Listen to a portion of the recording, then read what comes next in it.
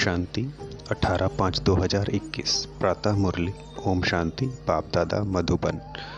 मीठे बच्चे, कालों का काल बाबा आया है तुम्हें काल पर जीत प्राप्त कराने। मन मना भव के मंत्र से ही तुम काल पर जीत पाएंगे।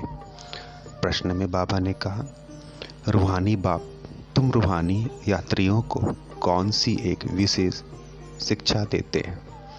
उत्तर है, हे रूहानी यात्री, तुम देह अभिमान छोड़ देही अभिमानी बनो।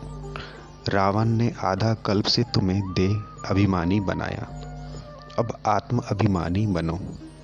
यह रूहानी ज्ञान सुप्रीम रूह ही तुम्हें देता और कोई दे नहीं सकता। गीत है ओम नमः शिवाय।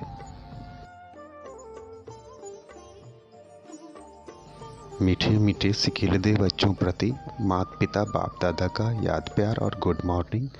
रूहानी बाप की रूहानी बच्चों को नमस्ते।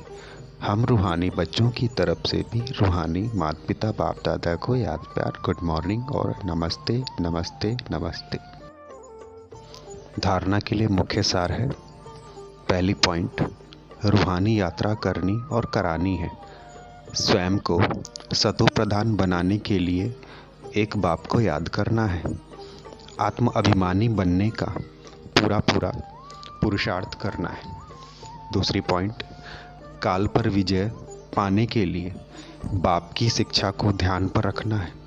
अपने को रूह समझ रूहों को ज्ञान देना है। वरदान है, आवाज़ से परे की स्थिति में स्थित हो सर्वगुणों का अनुभव करने वाले मास्टर बीज रूप भव।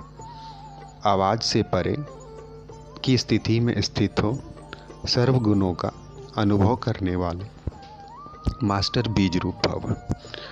विस्तार है, जैसे बीज में सारा वृक्ष समाया हुआ होता है, वैसे ही आवाज़ से परे की स्थिति में संगम युग के सर्व विशेष गुण अनुभव में आते हैं।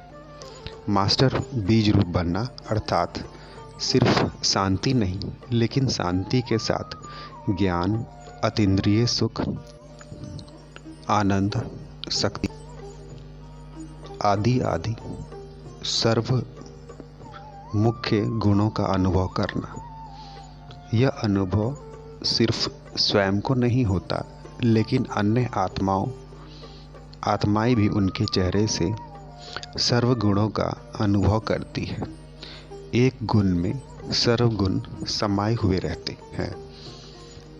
स्लोगन है, अच्छाई धारण करो लेकिन अच्छाई में प्रभावित नहीं हो जाओ। अच्छाई धारण करो लेकिन अच्छाई में प्रभावित नहीं हो जाओ। मातेश्वरी जी के अनमोल महावाक्य। आज की मुरली में मातेश्वरी जी के अनमोल महावाक्य भी हैं। इसका टाइटल है, जिसका साथी भगवान है उनको क्या रोकेगा आंधी और तूफान। जिसका साथी है भगवान उसको क्या रोकेगा आंधी और तूफान। देखो, यह गीत सिद्ध करता है कि आत्मा और परमात्मा दो चीज़ है, न ईश्वर सर्वव्यापी है। क्योंकि जिसका साथी है ईश्वर, वो हाजिर होते हुए फिर भी सृष्टि में इतना दुख क्यों? मनुष्य दूध इतने कंगाल मोहताज क्यों? परमात्मा तो सुख स्वरूप है, तो सर्वव्यापी परमात्मा कहना गोया परमात्मा की इंसल्ट करना है। भगवान के हाजिर होते दुनिया सुख स्वरूप होनी चाहिए, वह दुख रूप, फिर परमात्मा को पुकारने की दरकार क्यों? तो इस समय माया सर्वव्यापी है, ना कि परमात्मा हाजिर है। परमात्मा सिर्फ एक बार संगम पर आता है, तब उनको हाजिर नाजिर कह सकते हैं। बाकी उनकी याद सबके दिल में जरूर व्यापक है। शरीर को चलाने वाली शक्ति तो हर एक में भिन्न भिन्न संस्कार वाली आत्मा है, ना कि परमात्मा है। अब विचार करना है कि परमात्मा का साथ क्यों लिया है। इस माया के आंधी और तूफान से पार होने के लिए तो जरूर कोई माया का तूफान है, जिससे पार होने के लिए उस परमात्मा का साथ हम आत्माएं मांगती हैं। अगर वो हाजिर होता तो ना माया की उलझन होती, ना उनका साथ लेने के लिए याद करना पड़ता। आत्माएं और परमात्मा दोनों का इस खेल में पार्ट है। तो जब परमात्मा आता है तो उनका पूरा साथ ले उनका हो जाना है, तभी माया के तूफान से छूट पाएंगे। भल वो सबका सुखदाता है, परंतु जो प्रैक्टिकल में उनका सहारा लेते हैं उन्हों को ही साथ मिलता है, तो उन बच्चों को एक्स्ट्रा प्राप्ति होती है। भल वो दुनिया के अंदर आए उपस्थित हुआ है, परंतु ओहो आश्चर्यवत दुनिया इनको ना जानने के कारण इनका साथ नहीं लेती है। अगर इनका पूरा साथ पकड़ ले तो मदद देने में मशहूर है।